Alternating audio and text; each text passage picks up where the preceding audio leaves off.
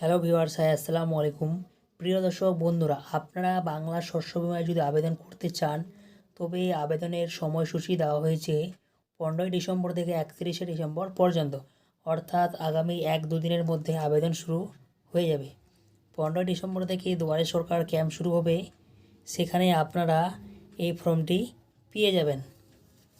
এই ফর্মটি আপনারা কীভাবে ফিল আপ করবেন বিস্তারিত জানাবো আজকের এই ভিডিওর মাধ্যমে। ভিডিওটি ভালো লাগলে লাইক করবেন, সবার সুবিধার্থে ভিডিওটি শেয়ার করবেন এবং চ্যানেলটি সাবস্ক্রাইব করে পাশে থাকা বেল আইকনটি প্রেস করে নোটিফিকেশন অল করে রাখবেন সবার আগে নিত্য নতুন ভিডিও পেতে। চলুন ভিডিওটি শুরু করি।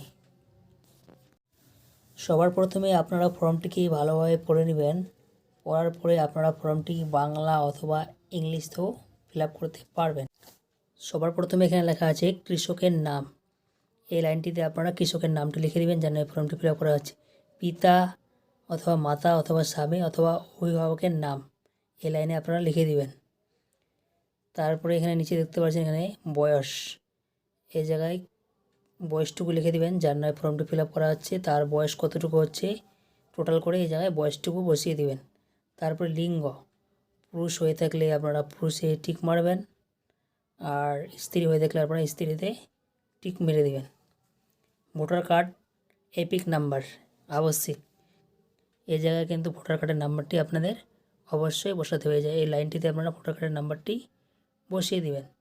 তারপরে এই জায়গায় লেখা যায় জাতি, সাধারণ হয়ে থাকলে সাধারণে টিক মারবেন, তপশিলি জাতি হয়ে থাকলে তপশিলিতে টিক মারবেন, আর তপশিলি উপজাতি হয়ে থাকলে তপশিলি উপজাতিতে টিক মারবেন, আর ওবিসি ক্যাটাগরি হয়ে থাকলে আপনারা ওবিসিতে টিক মারবেন।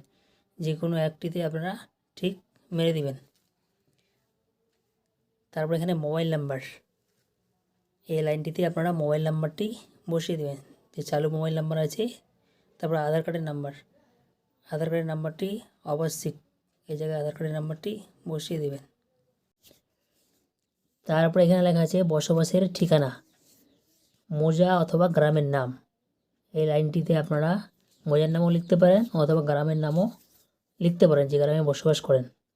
তারপরে এখানে লেখা আছে গ্রাম পঞ্চায়েত, এই জায়গায় গ্রাম পঞ্চায়েতের নামটি আপনারা লিখে দিবেন। তারপরে এই জায়গায় ব্লক, এই জায়গায় ব্লকের নাম লিখে দিবেন, এই লাইনে ব্লকের নাম। তারপরে এখানে লেখা আছে জেলা, এই লাইনটিতে আপনারা জেলার নামটি লিখে দিবেন।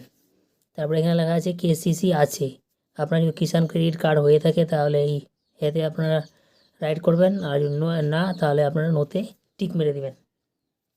কৃষক বন্ধু আইডিটি এই জায়গায় বসিয়ে দিবেন। তারপর এখানে নিচে দেখতে পাচ্ছেন বিমার জন্য প্রস্তাবিত ফসল এবং জমির বিবরণ, আপনারা যে ফসলটির বিমা করতে চান তার বিবরণ, ফসলের নাম, এই ছকে আপনারা ফসলের নামটি লিখে দিবেন। তারপরে এই জায়গায় ব্লকের নাম আপনারা এই ছকে লিখে দিবেন। তারপরে এখানে লেখা আছে গ্রাম পঞ্চায়েত, এই জায়গায় এই ছকে আপনারা গ্রাম পঞ্চায়েতের নাম লিখে দিবেন। তারপরে এই জায়গায় মৌজার নাম ও জেল নাম্বার, নিচে এই ছকটা দিতে মৌজার নাম অথবা জেল নাম্বারটি লিখে দিবেন। তারপরে এখানে খতিয়ান নাম্বার, এই জায়গায় খতিয়ান নাম্বারটি বসিয়ে দিবেন। তারপরে এই জায়গায় দাগ নাম্বার, এই জায়গায় আপনারা দাগ নাম্বারটি বসিয়ে দেবেন। বিমার জন্য প্রস্তাবিত এলাকা একর, টোটাল কতটুকু জমির আপনারা বিমা করতে চান ফসল লাগিয়েছেন সেই পরিমাণটা আপনারা এই জায়গায় বসিয়ে দেবেন। আর এখানে লেখা আছে নিজস্ব জমি না ভাগ চাষি না ভাড়া নেওয়া চাষি, যেটি হবে আপনারা সেটি আপনারা এই চোখে লিখে দিবেন। এই যে এখানে লেখা আছে ফসল রোপণের তারিখ, এই জায়গায় যে ডেটে ফসলটা লাগাচ্ছেন সেই ডেটটি আপনারা জায়গায় বসিয়ে দিবেন। বসানোর পরে একটু নিচে আসবেন, নিচে আপনারা যে দেখতে পাচ্ছেন এখানে কৃষকের ব্যাংকের বিবরণ, যার নামে ফর্মটি ফিল আপ করা হচ্ছে তার ব্যাংকের পাসবুকের বিবরণটি এই জায়গায় লিখতে হবে। এখানে লেখা আছে কৃষকের নাম, ব্যাংকের পাসবুকে যে নামটি আছে সেই নামটি আপনারা এই জায়গায় বসিয়ে দিবেন। বসানোর পরে তারপরে এখানে লেখা আছে ব্যাংকের নাম, এই জায়গায় ব্যাংকের নামটি বসিয়ে দিবেন এই চোখে। তারপরে এখানে লেখা আছে ব্রাঞ্চের নাম, এই জায়গায় ব্রাঞ্চের নামটি লিখে দিবেন, ব্যাংকটি কোন ব্রাঞ্চে আছে। তারপরে এখানে লেখা আছে অ্যাকাউন্ট নাম্বার, ব্যাংকের অ্যাকাউন্ট নাম্বারটি আপনারা দেখে দেখে এই জায়গায় বসিয়ে দিবেন। তারপরে এখানে লেখা আছে আইএফএসসি কোড, এই জায়গায় আইএফএসসি কোড নাম্বারটি এই জায়গায় বসিয়ে দিবেন। তারপরে অ্যাকাউন্টের ধরন, আপনার ব্যাংকটি সেভিং অ্যাকাউন্ট না কারেন্ট অ্যাকাউন্ট সেটি আপনারা এই জায়গায় লিখে দিবেন। লেখানোর পরে আপনারা নিচে আসবেন।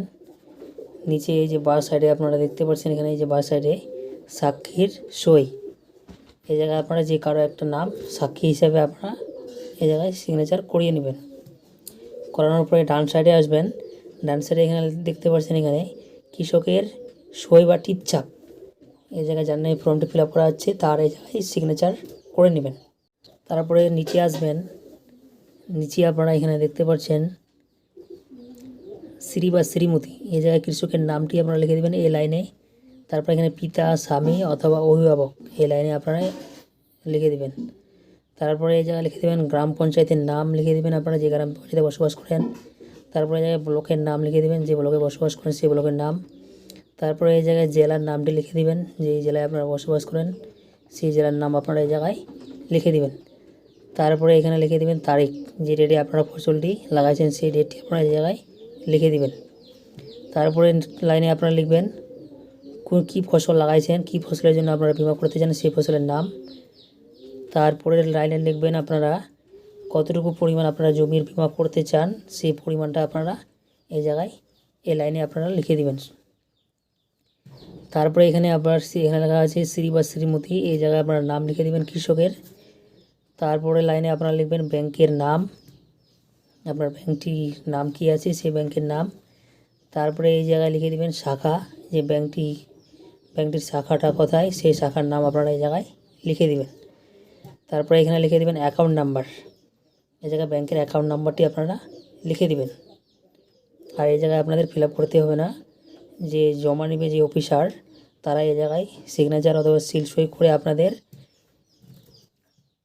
এখান থেকে একটা রিসিভ কপি দিয়ে দিবে। আপনারা এখান থেকে আপনাদের অফিসার একটা সিগনেচার, যে ফর্মটা জমা নেবে যে অফিসার তারা এখান থেকে আপনাদের রিসিভ কপি এখান থেকে ছিঁড়ে আপনাদের দিয়ে দেওয়া হবে। বন্ধুরা, ভিডিওটি দেখার জন্য সবাইকে অসংখ্য ধন্যবাদ। পরবর্তী নতুন ভিডিওতে আবার দেখা হবে। আজকের মতো থ্যাংক ইউ।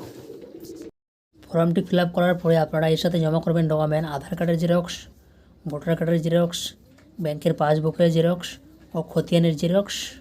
এগুলি ডকুমেন্ট আপনারা জমা করবেন এই ফর্মটির সাথে অ্যাটাচ করে।